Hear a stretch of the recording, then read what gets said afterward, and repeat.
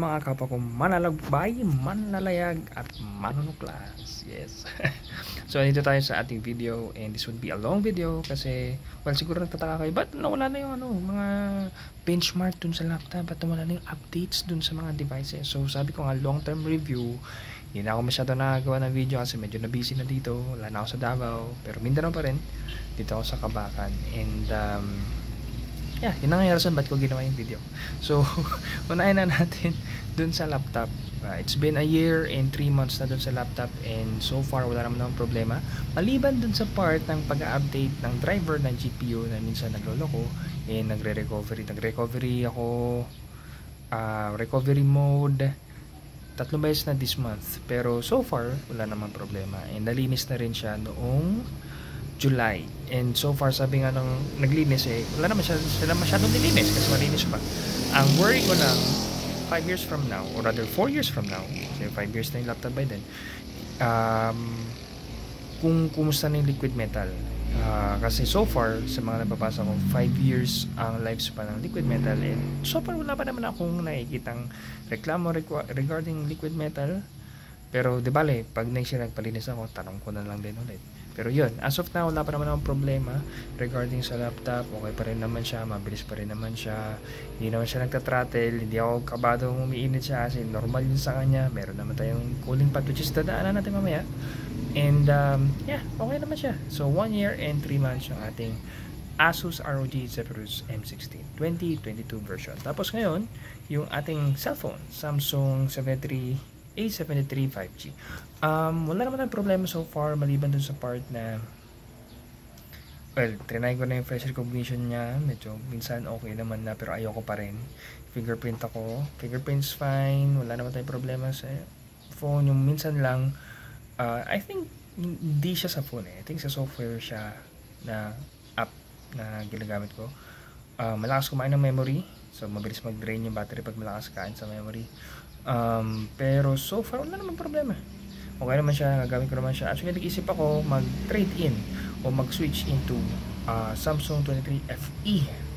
Ang kaso, kung mag-trade in ako, 7,000 or 6,000 lang mababawa, so mahal pa rin. Parang bumili ako ng bago, mas mahal pa. Ito binili ko around 24. Okay, samantalang yung maglilipat ako sa S23 FE, magbabayad ako 30k. So parang bumili na akong bagong phone, so wag na lang.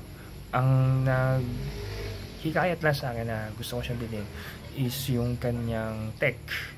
Maliban sa battery, maliban sa camera, all of the tech is mas upgraded. Para bang S23 yung aking bilhin. So that's the reason why parang nag-drawings mo ko. Pero so far, okay naman. 10 months na itong ating phone, and yung susunod naman natin device is yung Sennheiser Momentum 4. Yung Sennheiser Momentum 4 yung ating headphone, that would be 10 months na rin, and so far wala naman problema regarding dun sa sound wise and regarding dun sa iba pang part, comfort, wala naman problema.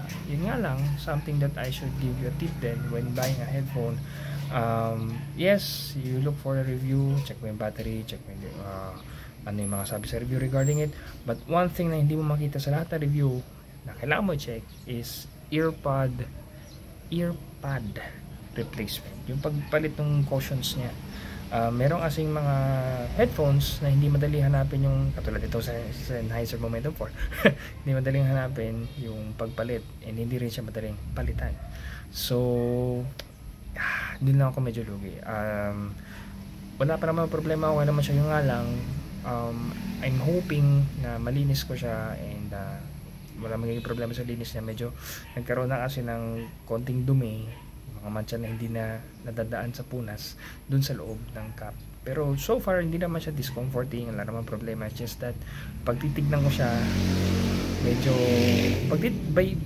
kung tingin lang uncomfortable, pero pag suot wala naman problema.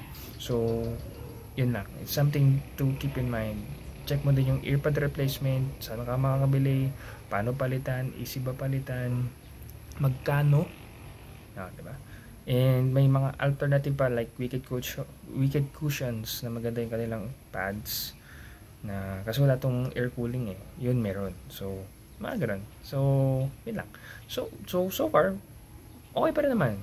maliban dun sa issue na yun sa earpads. So that would be 10 months din yung ating Sennheiser 4. Tapos yung ating Boya, yung ating wireless mic na aking nahulog na twice, at hindi siya basta hulog lang, malalang hulog kasi tumilapon yung gamit and everything else.